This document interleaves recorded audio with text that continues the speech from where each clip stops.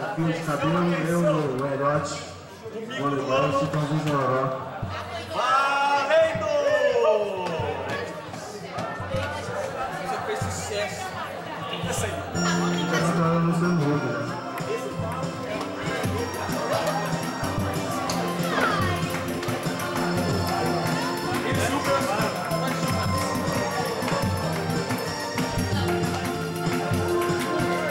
A gente ama, qualquer coisa serve para relembrar o vestido velho da mulher amada tem muito valor. Aquele restinho do perfume dela que ficou no braço sobre a penteadeira, mostrando que o quarto já foi um cenário de um grande amor. O que eu encontrei me deixou mais triste. O pedacinho dela que existe, o fio de cabelo no meu paletó.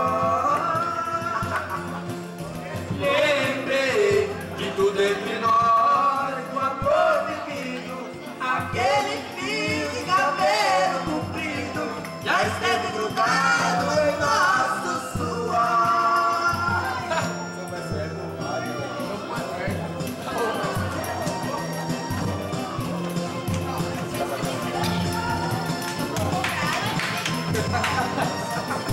Esse cara, né? Quando a gente ama e não vive junto da mulher amada, uma coisa à toa é um bom motivo pra gente chorar. Apagam-se as luzes ao chegar a hora de ir para a cama. A gente começa a esperar por quem ama, na impressão que ela venha se deitar. E hoje o que eu encontrei me deixou mais triste. Um pedacinho dela que existe, um fio de cabelo no meu paletó.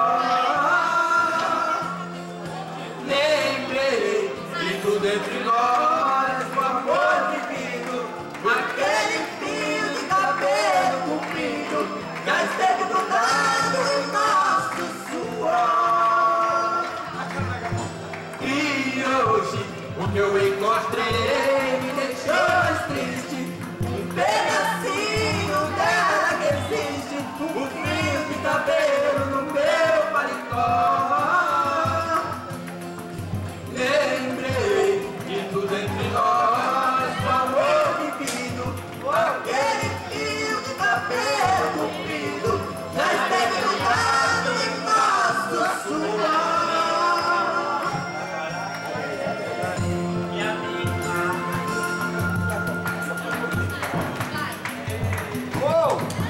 Fala a nota.